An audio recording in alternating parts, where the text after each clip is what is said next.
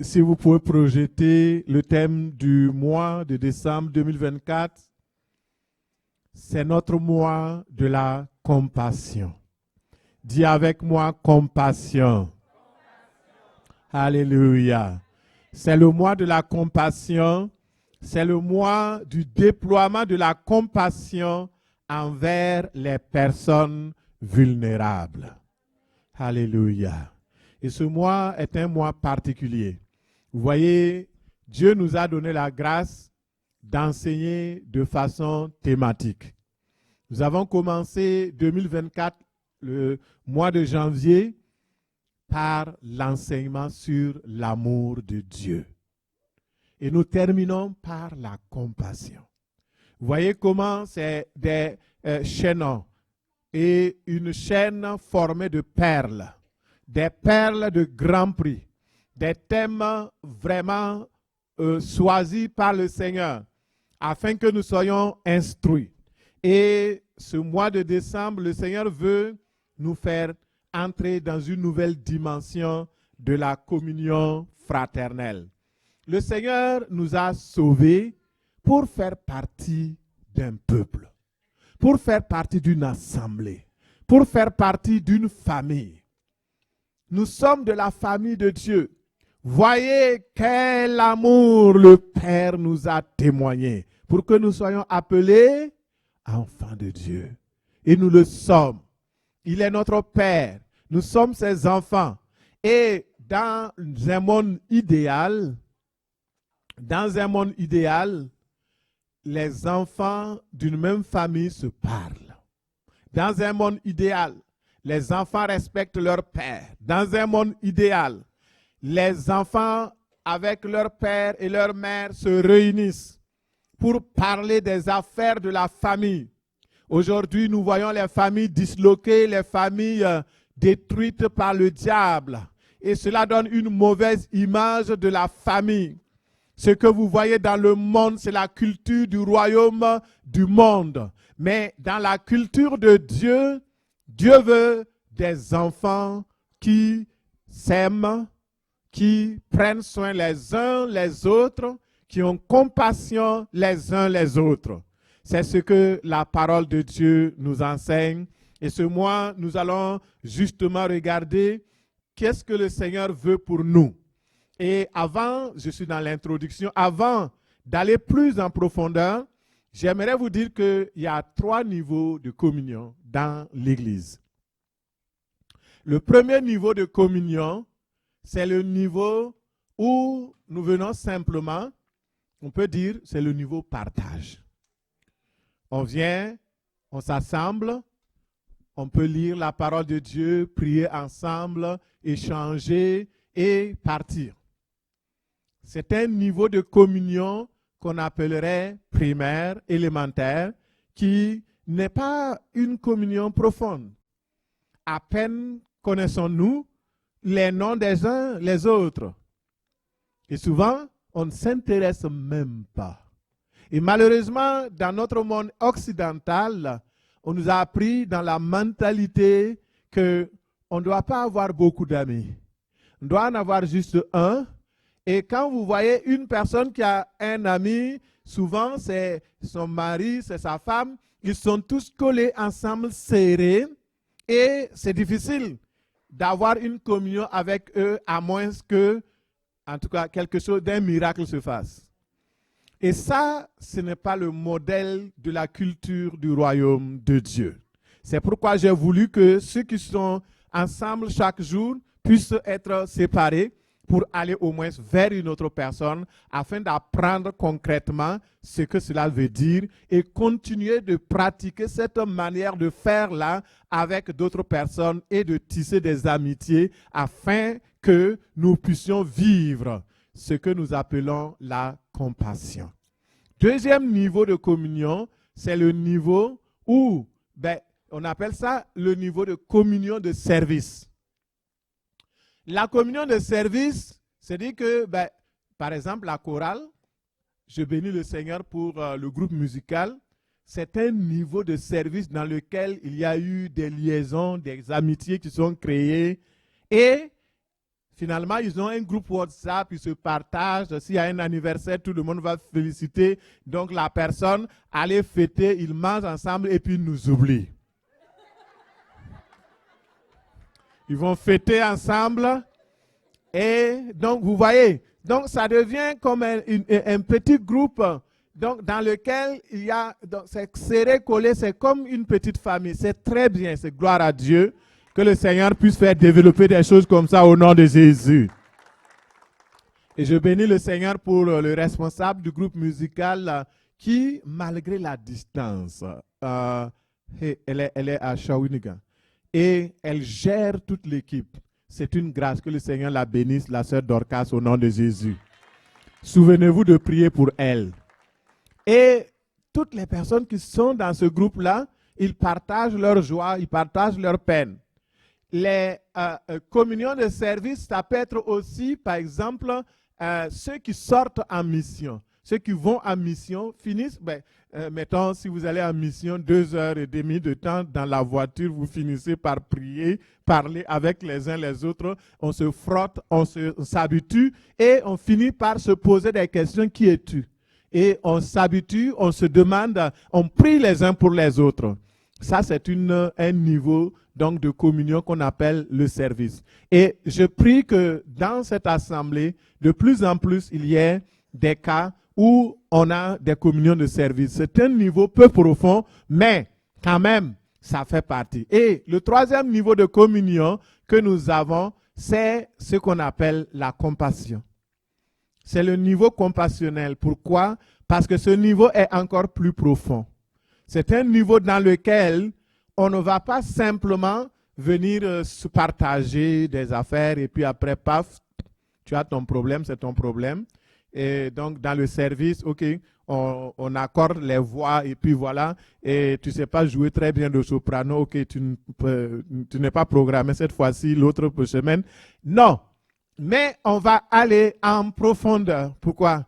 Parce que dans ce type de communion, on va compatir, on va demander à la personne, on va aller chercher pourquoi la personne ne se sent pas, pourquoi la personne est triste. On va aller chercher qu'est-ce que je peux faire pour toi. Et ça, c'est très important, ce niveau de communion, parce que si nous arrivons à ce niveau de communion, nous pouvons véritablement dire nous sommes des enfants de Dieu. Ça, c'est vraiment ça.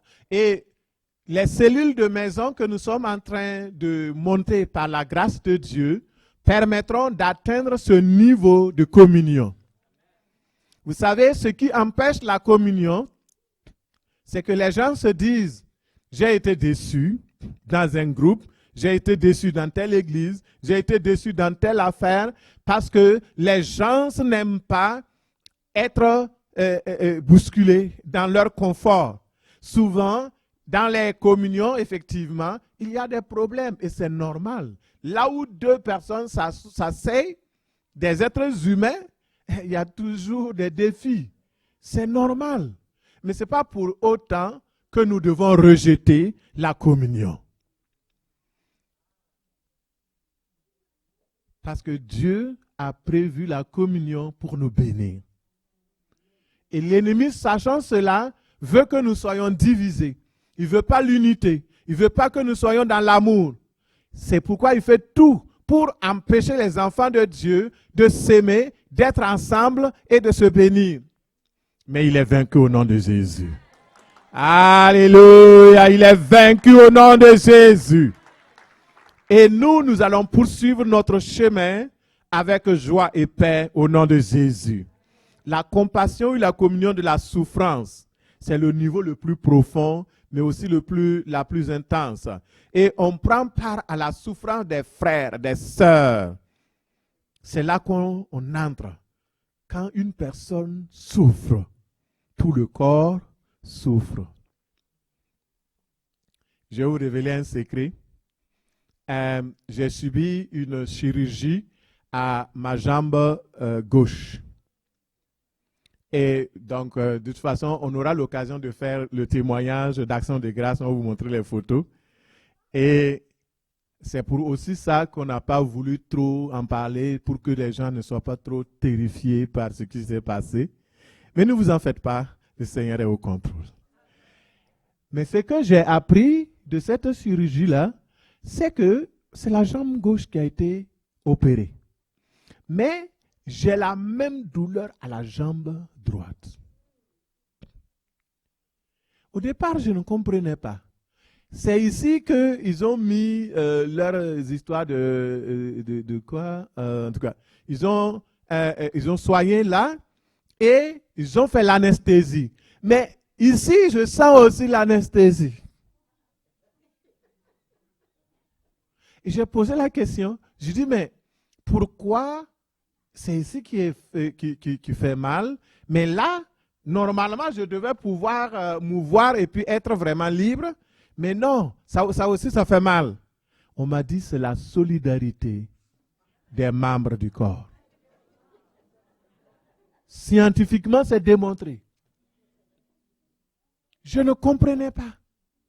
Mais avec ça, j'ai compris et le Seigneur m'a envoyé dans la parole et qui dit que lorsqu'un membre souffre, les autres membres aussi souffrent. Ça, c'est la réalité. Et regardez comment l'apôtre Paul était en avance par rapport à la science, même par rapport à aujourd'hui. Il comprenait cela. Moi, il a fallu que je sois hospitalisé pour comprendre cela en vérité. Je le lisais, mais c'était théologique, là. C'était un passage, voilà.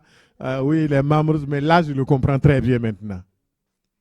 Frères et sœurs, la vérité, c'est que Dieu nous a créés pour rester en communion ensemble, pour être de vrais frères et de vraies sœurs ensemble. Regardez, quand vous avez vos propres enfants, quand les enfants grandissent, ils vont partir, ils vont se marier, ils vont aller dehors, oui ou non?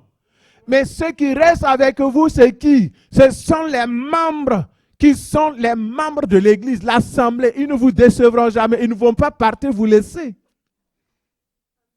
C'est vrai ou bien c'est faux?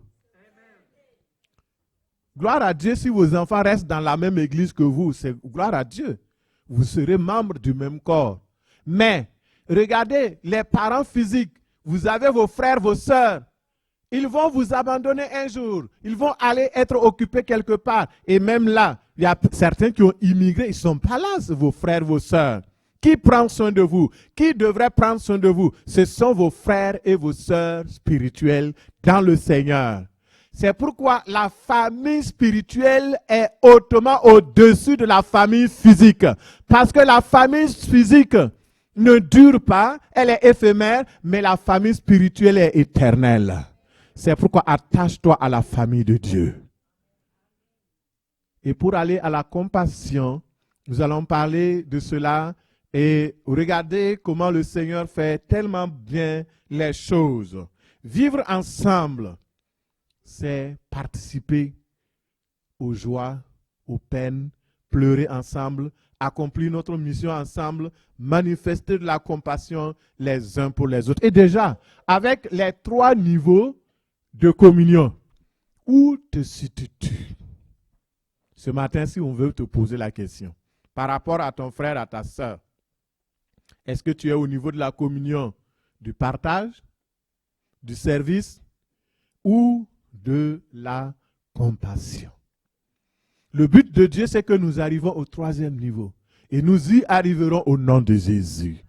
Alléluia. La compassion, c'est quoi? La compassion, c'est un besoin intrinsèque de l'homme. L'homme a besoin d'être compris. L'homme a besoin de voir ses sentiments être reconnus. Qu'on reconnaisse qu'il a des sentiments.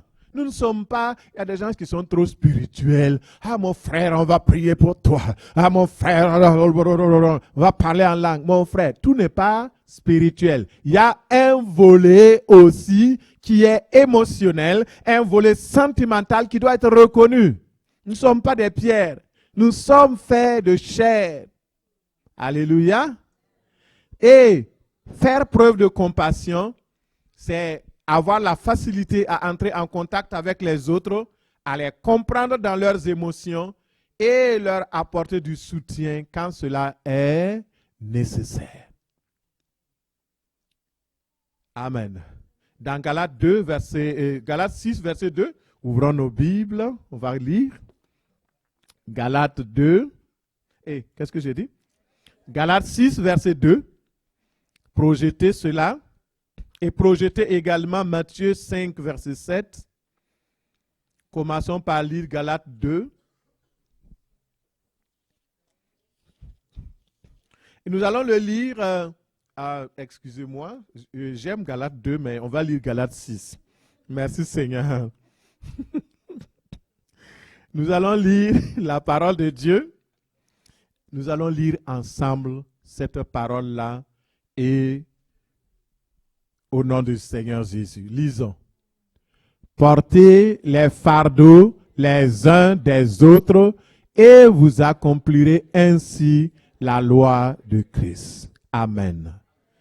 Et ici, la parole de Dieu dit de porter les fardeaux les uns les autres en accomplissement à la loi de Christ. Et dans Éphésiens 4, 32, il dit « Soyez bons et pleins de compassion les uns envers les autres ». Matthieu 5, 7 nous dit, et ça je lis dans la version français courant, il est dit « Heureux, heureuses, ceux et celles qui ont de la compassion pour autrui, car Dieu aura compassion pour eux. » Alléluia. Donc ici nous voyons ces trois passages que nous avons lus, la définition même de la compassion. La compassion consiste à porter les fardeaux les uns des autres. La compassion nous rend heureux. Alors, comprenez que Dieu ne nous demande jamais de faire quelque chose si ce n'est pas dans le sens de notre intérêt. Et notre intérêt, c'est d'être heureux. Le bonheur est pour ceux qui sont miséricordieux, ceux qui sont compatissants, ceux qui ont de l'empathie. Lorsque vous exercez de la gentillesse autour de vous, vous augmentez votre bonheur. Mon frère, ma soeur, tu veux être heureux, tu veux être heureuse. Commence à cultiver la compassion autour de toi. Le terme compassion est dérivé du mot latin compassio qui veut dire souffrir ensemble. Souffrir ensemble. C'est l'action de souffrir avec autrui. Le sentiment de prendre part à la douleur et aux souffrances d'autrui. C'est-à-dire que je vois une personne, je rencontre Jean-Pierre, je regarde son visage qui est... je dis, Jean-Pierre, qu'est-ce qui ne va pas? Jean-Pierre va m'expliquer. On va avoir compassion de ce bébé qui a besoin du lait. Au lieu de se fâcher parce que non, pasteur, on ne comprend pas, ça dérange les gens, on doit avoir compassion de l'enfant. Et ça, souvent, nous voyons les gens qui sont, ils agissent d'une manière, la colère est là, l'amertume est là, mais nous ne savons pas, il y a un fond. Au lieu de les accuser, au lieu de les dire voici ceci, nous devons développer de la compassion pour ces personnes-là. Est-ce que ça commence bien? Vous voyez comment on a eu compassion de cet enfant? Le silence est venu. Merci Seigneur. Et le Seigneur dit que la compassion consiste à porter les fardeaux les uns les autres. Et il dit, c'est la loi de Christ que nous accomplissons. Quelle est la loi de Christ? C'est la loi de l'amour. Aimer Dieu, aimer son prochain. Servir Dieu, servir son prochain. Et je reviens au cas de Jean-Pierre. Et je dis, Jean-Pierre, qu'est-ce qui ne va pas? Jean-Pierre me raconte son problème. Je suis prêt à être renversé parce que ce qu'il me raconte me dépasse. Et là, je dis, je peux dire, ou alors, je dis, bah. Ou alors, je dis, Jean-Pierre, je comprends ce que tu vis et ce que tu ressens. Je vais prier pour toi. Alléluia! Ça, c'est de la compassion. Tu montres que tu as un cœur dans ton corps. C'est important. Et le contraire, c'est quoi? De la compassion. Si vous aimez avoir le contraire, pour examiner, pour voir si vous êtes compatissant ou pas, le contraire, c'est la cruauté. Des gens qui sont très cruels les uns envers les autres. Méchants, dureté, indifférence, insensibilité. Nous sommes dans un monde où de plus en plus les gens sont insensibles à la douleur d'autrui. Vous savez, on a dû prendre des mesures pour sanctionner les gens qui filment les affaires et qui les mettent dans les réseaux sociaux. Pourquoi? Vous savez, on s'est pris dans des cas où une personne dans la rue, il y a un grand accident qui arrive. Les gens prennent leur téléphone. Mais ce n'est pas pour appeler la police. Ce n'est pas pour appeler l'ambulance. C'est pour filmer, pour mettre dans TikTok, c'est pour mettre dans Facebook. Alors que la personne est en train de mourir. Nous sommes dans quel monde? Un monde de méchants, d'insensibles. On veut capter les choses au chaud. Ah, tu sais ce que j'ai vu aujourd'hui? Ah, mais aucune compassion. La compassion est importante, surtout pour les enfants de Dieu. Dans les moments de douleur, les moments de deuil, de crise grave, de peine et des moments où nous passons par des ténèbres, le Seigneur a besoin, il a déjà placé des hommes et des femmes pour avoir compassion de vous. Et lorsque tu passes par ces circonstances qui t'accablent, vous savez, il y a des circonstances, ça vient même secouer ta foi. Le diable veut arracher ta foi. C'est pourquoi il est dit qu'il rôde comme un lion, il veut dévorer. Mais ce n'est pas juste te tuer, c'est tuer ta foi, tuer ton espérance, empêcher que tu continues de croire en Dieu. Et c'est pourquoi il amène des situations troubles et ta foi vacille. C'est là, c'est en ce moment que la présence des frères et des sœurs est plus que nécessaire, quasiment indispensable pour te remettre sur les rails de la foi. C'est pourquoi, frères et sœurs, j'aimerais que nous cultivons cette grâce que Dieu nous a donnée, d'être compatissants les uns envers les autres. Dans le livre de Job 6, verset 14, le Seigneur nous révèle quelque chose d'extraordinaire ici. Je n'avais jamais prêté attention à ce verset jusqu'à ce jour. Et Job 6, 14 nous dit: celui qui souffre a droit à la compassion de son ami. Celle qui souffre a droit à la compassion de son frère, de son ami. Même quand il abandonnerait la crainte de Dieu. Même quand il abandonnerait la crainte du Tout-Puissant. Dis à la personne à côté de toi, tu as le droit à la compassion.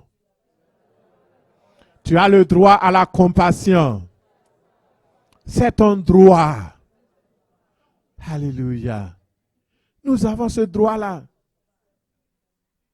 Et vous savez, Job, lorsqu'il a été atteint par cette attaque satanique, le diable voulait en finir avec lui. Et il y a des amis qui sont venus le voir. Mais au lieu d'avoir compassion de lui, au lieu de venir enlever le clou qui était déjà là, eux autres sont venus pour enfoncer le clou. Ce matin, tu es celui qui retire le clou ou bien tu es celui qui enfonce le clou. Regarde dans ta vie, combien de fois tu as enfoncé des clous par la méchanceté, des paroles vraiment négatives. Tu enfonces le clou, la personne est déjà par terre. Tu veux le détruire encore. Ils ont commencé à dire à Job: tu sais quoi? Tu dis que tu es innocent, hein? Mais nous, on n'a jamais vu un innocent périr comme ça, comme toi là. C'est sûr que tu as péché. On te connaît. Tu sais, il y a des péchés secrets. Certainement, tu as fait un péché secret. Dis-nous, confesse ton péché. Job dit non. Je n'ai pas péché. Je sais qui je suis. Mais ils ont commencé par des discours interminables. Job souffrait. Les gens n'ont pas besoin de vos discours sur la souffrance. Ils ont besoin de votre compassion.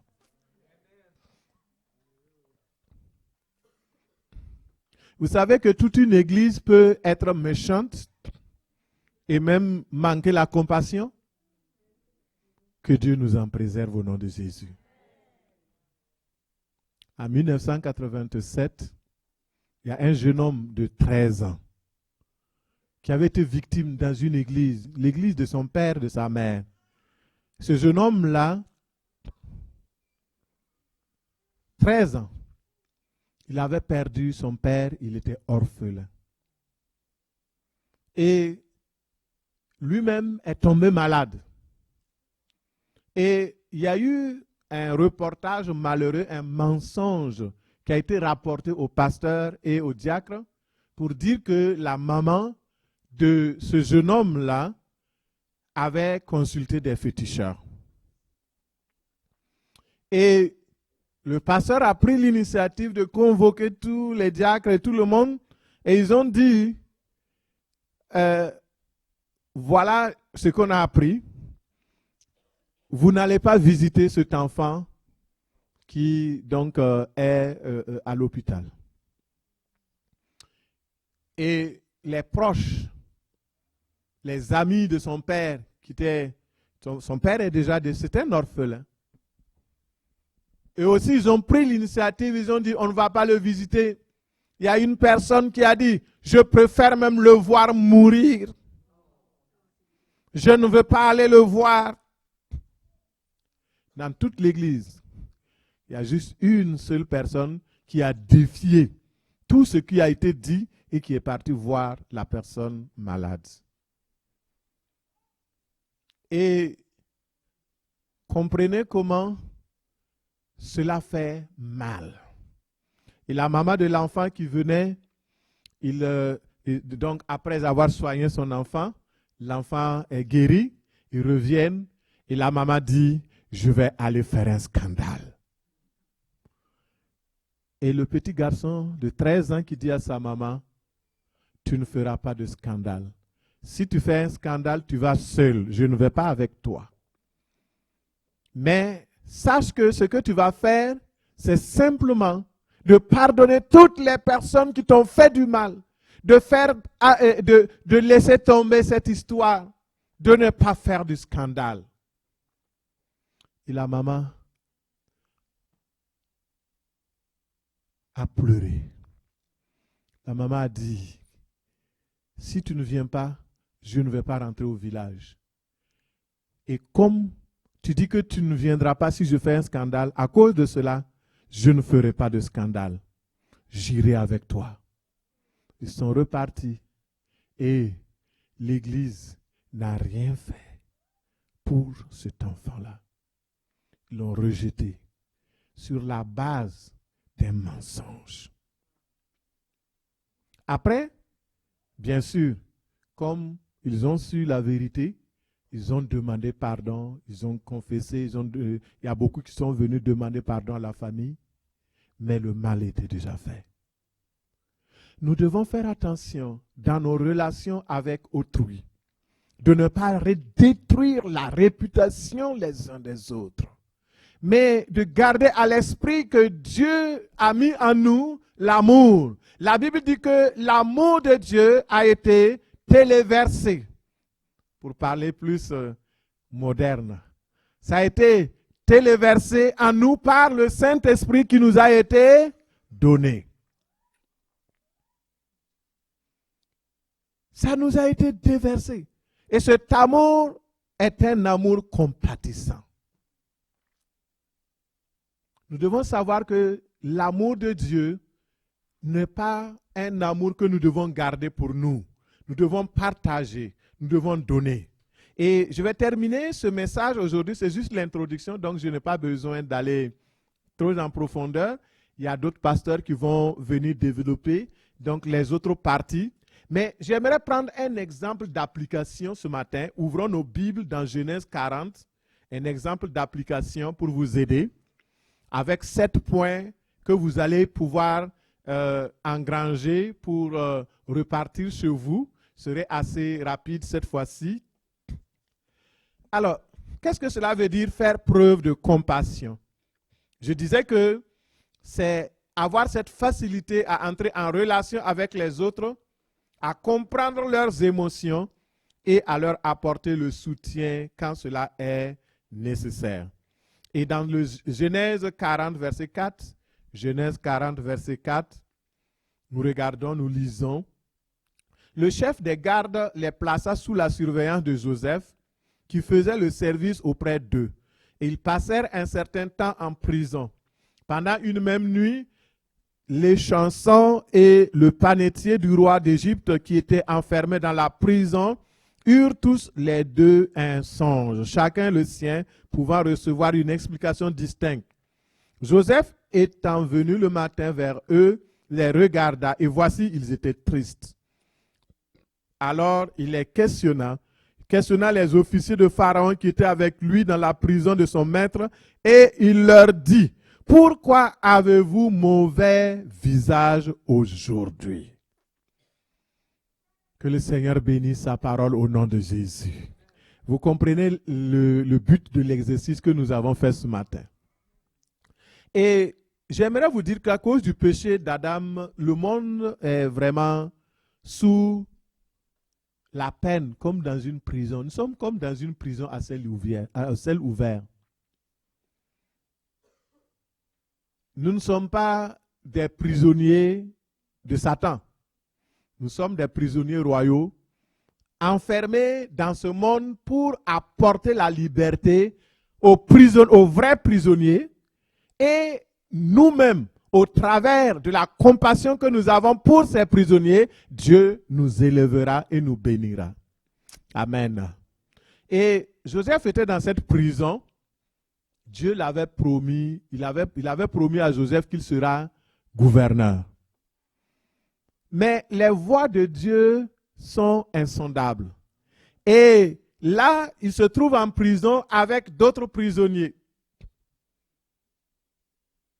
Comme tu es dans ton quartier avec des personnes qui ont besoin de la liberté en Christ. Quelle était la clé pour que Joseph quitte la prison?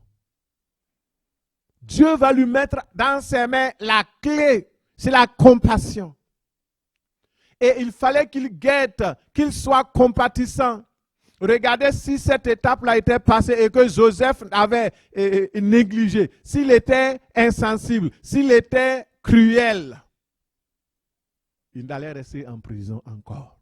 C'est vrai que la parole de Dieu va s'accomplir tôt ou tard, mais il va passer le round. La vague va passer. Beaucoup de personnes passent des vagues successives. Ils ne voient pas la réussite, ils ne voient pas le succès dans leur vie parce qu'il manque la compassion. Que Dieu nous aide au nom de Jésus. Et je sais que parmi vous, Dieu a déjà positionné des ministres. Il a positionné de grands évangélistes, des personnes, des pasteurs puissants en œuvre, des ministres, des gouverneurs et des futurs présidents même. Mais regardez ce qui se passe. Il faut que vous découvrez la clé. Une clé que souvent nous négligeons et qui est proche de nous. Parce que Dieu l'a placée dans nos mains. Ça s'appelle la compassion. La première étape de la compassion pour ce que donc, nous donnons rapidement, prend celui qui note, étape 1, c'est de faire un pas vers notre prochain. C'est pourquoi ce matin, je voulais qu'on fasse un pas vers l'autre. Joseph, étant venu le matin, vers eux, les regarda. Il est venu vers eux. Pourtant, c'est lui le patron, c'est lui le boss. Il pouvait s'attendre et dire, vous, venez ici. Non, il est allé vers eux. Et je parle à des entrepreneurs. Allez vers ceux-là qui donc sont vos employés, qui sont sous votre aile. N'attendez pas que les gens viennent. Vous n'êtes pas là pour être roi, vous êtes là pour être des serviteurs et des servantes.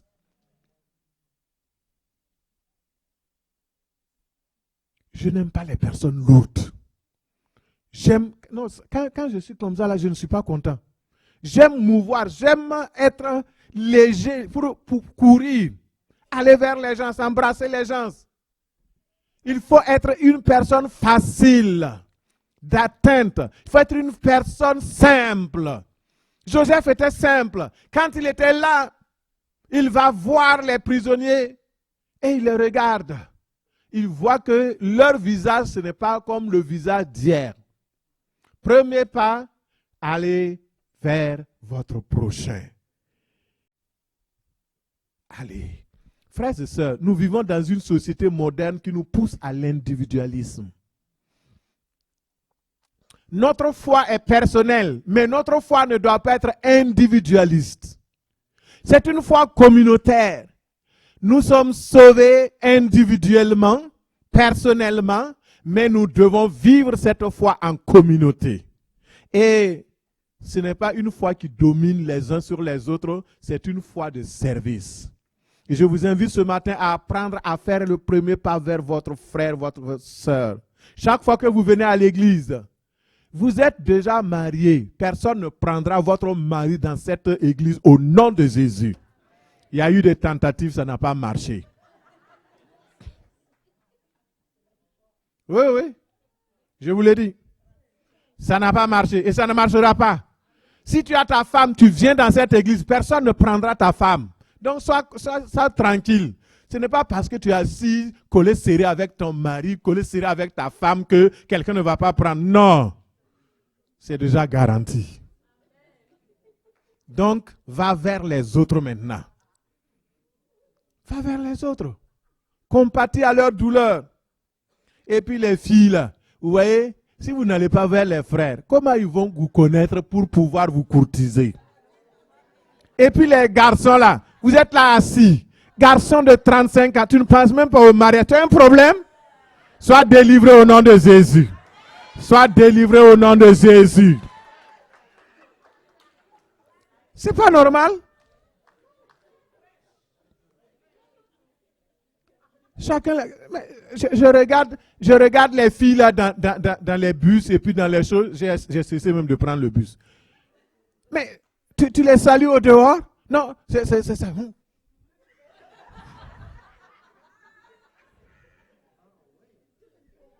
Avec des appareils aux oreilles, des appareils partout.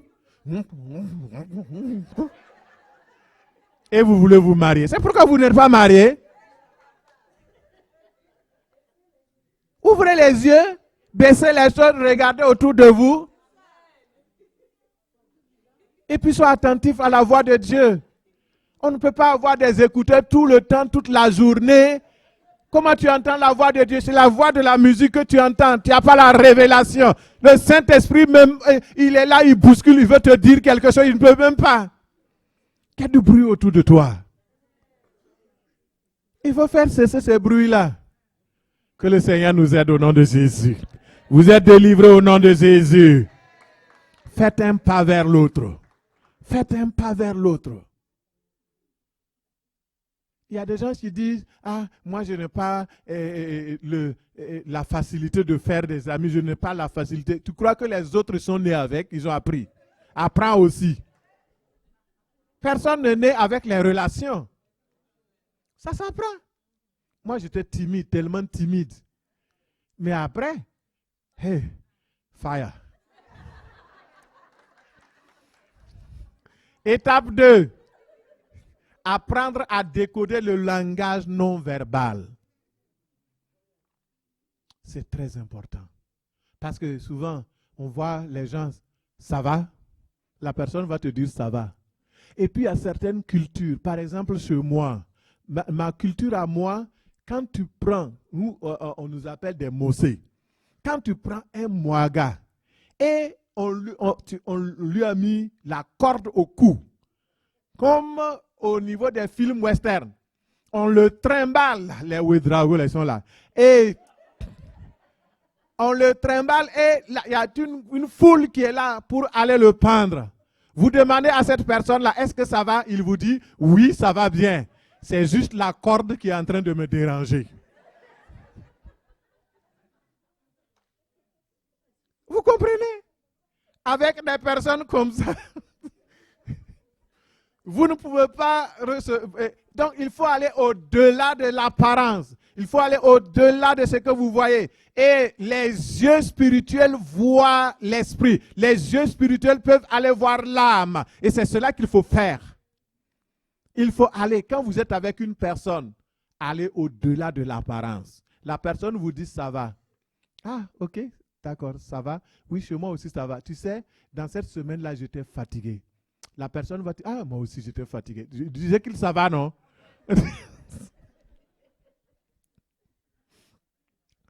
Comment Joseph a-t-il su que les prisonniers étaient tristes? C'est en les regardant. Et certaines cultures interdisent de regarder l'autre. Il faut regarder. Maintenant, tu n'es plus esclave de la culture du monde. Tu es maintenant esclave de Dieu. Il y a certaines cultures aussi qui permettent de regarder, on va fixer la personne jusqu'à ce que la personne s'évanouisse. Non, ce n'est pas ça. Il faut être délivré de tout ça. Il faut un regard juste, un regard franc, mais un regard compatissant, pas un regard menaçant. Alléluia, que le Seigneur nous bénisse au nom de Jésus. Prenez soin de regarder la personne en face de vous, dans les yeux, sans être toutefois trop insistant au point de l'intimider. Regardez surtout au-delà du corps, regardez à l'âme. Le Seigneur m'a donné cette qualité, je bénis le Seigneur, c'est un secret aussi que je révèle, mais c'est important. Si je m'assois avec une personne, à moins de 5 minutes, je peux savoir qui est la personne. À moins de 5 minutes. Je n'ai pas besoin que la personne me dise qui elle est. Je vois au-delà de la personne. Et souvent, j'écoute les gens, ils vont commencer à mentir. Je les écoute, je ris. Mais je connais leur vie. Il y a une dame qui est venue me voir à mon bureau, et ça fait près de 2 ou 3 mois. Elle est assise, elle me raconte des choses, elle me raconte des affaires. Je dis, Et après, je dis, mais, et ça, et ça, et ça. Vous connaissez ça? Oui, je connais. Il faut dire simplement la vérité. Alléluia. Troisième chose, troisième étape, le discernement. Lorsque vous avez regardé, lorsque vous avez fait l'approche, il faut discerner. Joseph ne s'est pas contenté de regarder, il ne s'est pas contenté de s'intéresser. Il a discerné la tristesse dans le visage des prisonniers. Il a dû comparer leur apparence de visage avec celle d'hier et les autres jours. Il en vint à la conclusion, il voit la tristesse. Être compatissant, c'est être capable de discerner qu'est-ce qui se passe dans la vie du frère ou de la sœur. Et souvent, les gens camouflent leur tristesse avec des faux semblants. Mais vous savez, on ne peut pas continuer de se cacher. Il y a des masques, mais vous pouvez enlever ces masques-là. Le discernement seul peut aller au-delà de l'apparence. Quatrième point très important, le questionnement. Lorsque vous avez fait l'approche, vous avez vu que la personne, vous avez décodé son langage, vous avez discerné. Quatrième chose, il faut questionner la personne. Parce que souvent, il faut complémenter ce que vous avez perçu physiquement ou naturellement avec les questions pour valider que ce que vous avez vu est vrai. Parce que quelqu'un peut avoir un semblant de visage triste, mais dans son cœur, il est content. Alors, Joseph va leur demander, et dans le verset 7, alors il questionna les officiers de Pharaon qui étaient avec lui dans la prison et leur dit, pourquoi avez-vous mauvais visage? Il y a des gens qui n'aiment pas poser des questions comme moi. Ben, c'est sûr que moi, je n'aime pas poser les questions. Mais il faut apprendre aussi à poser des questions. Sinon, nous n'allons pas savoir ce qui se passe. Et souvent, on va juger rapidement les gens. Mais si on les questionnait, on allait pouvoir arrêter de les juger. Et la raison de leur tristesse, c'est qu'ils ont fait un rêve Et eux autres, ils n'avaient pas l'explication. Et montrer de la compassion envers son frère, sa sœur, vulnérable, signifie que nous pouvons nous asseoir avec la personne, poser des questions, savoir ce que la personne a besoin et maintenant, donc, continuer la 6e étape qui s'appelle l'empathie. L'empathie, c'est tellement important. Et dans Romains 12, 15, nous voyons l'empathie. Romains 12, 15 nous dit: réjouissez-vous avec ceux qui se réjouissent et pleurez avec ceux qui pleurent. Comprenez ici, ça c'est la capacité, l'empathie c'est la capacité de se mettre dans la peau d'une autre personne pour vivre ce qu'elle vit. Être capable de se mettre dans la peau d'une autre personne. Souvent, tu vas dire à la personne: ah, je comprends ta situation. La personne, tu ne peux pas comprendre. On peut comprendre. C'est dans l'esprit. Et souvent, nous souffrons même plus que la personne. Ce n'est pas tout le monde qui a ce don.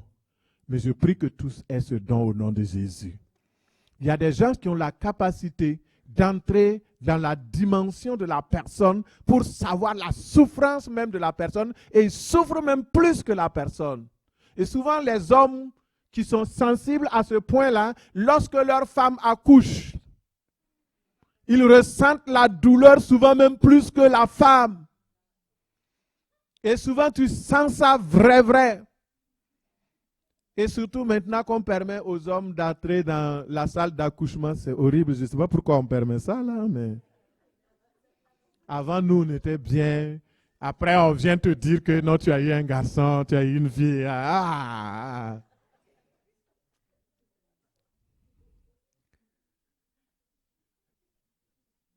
Entrer dans la peau pour comprendre la souffrance d'autrui.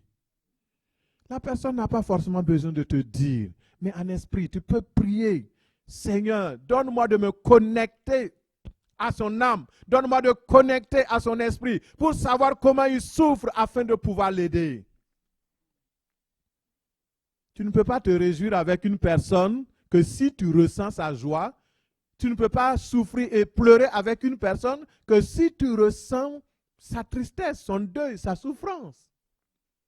Or, la Bible dit: réjouissez-vous avec ceux qui se réjouissent, pleurez avec ceux qui pleurent. Et le dernier point, je vais vous libérer tantôt. Le dernier point, c'est l'étape 7. Encourager la personne et montrer de la solidarité. Lorsque vous avez regardé cette personne, vous avez fait le premier pas vers la personne, ou c'est la personne qui a fait le pas vers vous, peu importe. Alors, il faut apprendre à décoder. Vous avez décodé son langage corporel. Vous avez vu qu'il y a une situation qui cloche. Vous avez discerné ce qui cloche. Et après, vous avez questionné. Vous êtes certain qu'il y a quelque chose qui cloche. Et vous avez écouté la personne, vous l'avez entendu, il s'est expliqué. Alors, la suite, vous avez montré de l'empathie. Le 5, je n'avais pas dit, c'est l'écoute active et attentive. Notez-le, Genèse 40, verset 8. Et donc, Joseph a écouté. 6, c'est l'empathie. Et 7, c'est l'encouragement et la démonstration de solidarité. Mon frère, ça, c'est l'attitude positive. Dans une situation où tu es avec une personne qui est éprouvée, Joseph dit: n'est-ce pas Dieu à qui appartiennent les explications? Racontez-moi votre rêve. Joseph était prêt à les aider. Il était prêt à comprendre leur situation, mais il ne les laisse pas dans la situation. La différence entre la pitié et la compassion réside dans le sens que la pitié, alors, est sensible à la situation, mais n'apporte pas de solution. Quand quelqu'un a pitié de toi, tu vas lui dire: hier, j'ai eu telle situation. Je ne vais pas prendre d'exemple pour ne pas frustrer quelqu'un. Mais la personne dit: la vache. Il y a d'autres qui vont dire, et il y a certaines cultures là, merde. Ben, d'autres disent, oh, ok, ça n'a pas d'allure. Ça, c'est la pitié. La pitié de toi. Mais la compassion va au-delà de la pitié. La personne sent la situation que tu traverses, la personne apporte la solution, et si la personne n'a pas la solution, il va dire, mon frère, je n'ai pas de solution. Je reconnais la situation, je comprends ta situation, je sais que beaucoup de personnes passent par là, mais je sais que dans le ciel, il y a un Dieu tout-puissant. Je sais que lui, il est capable. Je n'ai pas la solution, mais je vais aller la chercher. Je vais prier avec toi, je vais prier pour toi, je vais m'accorder avec toi, et Dieu pourvoira. Ça, c'est la vraie attitude. Donc, qu'est-ce qui s'est passé? Joseph a dit, il n'y a pas de problème, racontez-moi cette histoire-là et je vous expliquerai. Vous savez toute la suite. Joseph, pour terminer ce matin, il s'est ouvert à écouter le récit des prisonniers. Et après l'écoute, il a donné une explication selon le rêve de chacun. Il n'a pas demandé de l'argent pour ça. S'il vous plaît, s'il y a des gens avec qui vous priez, et après, il vous demande de l'argent dans cette église. S'il vous plaît, dites au pasteur Koné, dites au pasteur Victor, dites à moi, à un diacre ou à une diaconesse dans l'église, aux évangélistes, rapportez la situation, on va régler ça proprement. On n'a pas besoin de prier pour les gens et après demander de l'argent. C'est de l'escroquerie, c'est de la sorcellerie.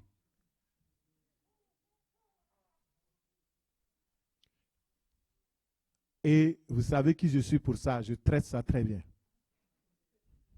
Il y a des gens, je leur ai dit, ils ont refusé. Et finalement, j'ai dit non, ça ne marche pas. On a juste enseigné aux gens, j'ai dit, vous ne donnez pas de l'argent quand quelqu'un prie pour vous. Ils ont cessé, les gens ont quitté l'église. Gloire à Dieu, merci Seigneur. Et je n'ai pas peur. Dès que vous êtes dans la vérité, n'ayez pas peur. Joseph, il a eu simplement pitié, il leur a donné l'explication. Mais le juste rémunérateur, lorsque vous faites de la compassion, Dieu vous récompensera, tôt ou tard, au nom de Jésus. Et vous savez, plus tard, son attitude a été récompensée. Un des prisonniers, pour qui il a donné une explication favorable, un jour, le roi de toute l'Égypte, le pharaon, a fait un songe.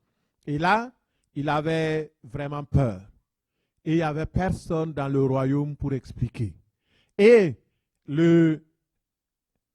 cet ancien prisonnier, les chansons du roi, il s'est souvenu que lui-même, il était dans la situation et que c'est Joseph qui lui a fait savoir ce que son rêve signifiait. Et finalement, Joseph, le même jour, on l'a libéré de prison. On l'a habillé d'habits royaux. On l'a couvert de toutes sortes de bénédictions. On l'a amené dans la maison royale. Et il est devenu ce jour-là gouverneur, premier ministre. Après le roi, c'est lui. Pourquoi? Qu'est-ce qui a déclenché le tout? Quelle est la clé? Parce que Joseph, il a eu compassion des prisonniers. Il a fait le premier pas. Il est allé les voir. Il a discerné sur leur visage la tristesse. Après cela, il a écouté ces hommes-là. Après l'écoute, il a eu de l'empathie. Après cette empathie, il a dit, j'irai, je vais vous expliquer, je vais vous donner la solution. Tout cela mis ensemble, ça s'appelle la compassion. Tenons-nous debout ce matin. Et nous allons simplement bénir le Seigneur.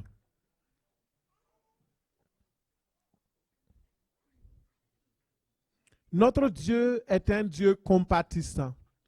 Il est lent à la colère et riche en bonté, en amour et en fidélité. Tel père, tel fils, tel père, telle fille. Dieu est compatissant. Tu es aussi compatissant. il nous a donné la qualité d'être compatissant. Parce que Dieu nous a créés à son image, à l'image de Dieu, à sa ressemblance. Et il nous a mis en nous la compassion. Alors, tu vas d'abord élever ta voix pour rendre grâce à Dieu pour la compassion qu'il a mis dans ton cœur.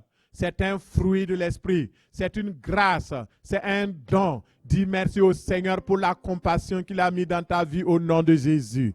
Élève ta voix, élève ta voix, élève ta voix. Rends grâce à Dieu. Dis merci Seigneur. Parce que ce mois, c'est le mois de la compassion. C'est mon mois. C'est le mois où tu m'enseignes la compassion. C'est le mois où tu ouvres mes yeux sur la compassion. C'est le mois où tu m'amènes à développer la compassion envers les personnes vulnérables, les personnes qui sont dans des situations difficiles, les personnes qui traversent des moments difficiles. Seigneur, merci. Merci pour ta grâce. Merci pour ta fidélité. Merci pour ton amour. Merci pour ta miséricorde. Au nom de Jésus de Nazareth, nous avons prié. Et le peuple de Dieu dit Amen. Alléluia. Père, je prie pour ton peuple.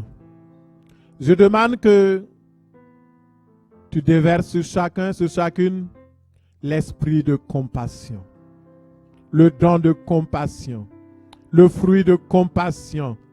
Que tes enfants, à partir d'aujourd'hui, développent, Seigneur, dans la vie quotidienne, la compassion en vérité. Remplis-les de ta compassion. Remplis-nous de l'esprit de compassion. Recevez cette compassion au nom de Jésus. Reçois la capacité de reconnaître dans l'autre les situations et les difficultés qu'il peut vivre. Et surtout, que l'Esprit te pousse à vouloir aider, à aller au-devant des gens, de ne pas s'attendre, mais que tu puisses donner en premier. Et que l'esprit de Joseph, l'esprit de compassion vienne sur toi au nom de Jésus. Et à cause de ta compassion pour les âmes, à cause de ta compassion pour les personnes vulnérables, le Seigneur t'élèvera comme il a élevé Joseph au nom de Jésus. Je dis, le Seigneur t'élèvera comme il a élevé Joseph au nom de Jésus. Le Seigneur te fera grâce comme il a fait grâce à Joseph au nom de Jésus. Le Seigneur permettra que tu sois la tête et non la queue au nom de Jésus. Reçois la clé de la compassion et dis Amen. Reçois la clé de la compassion. Reçois la clé de la compassion. Reçois la clé de la compassion. Reçois la clé de la compassion au nom de Jésus. Amen.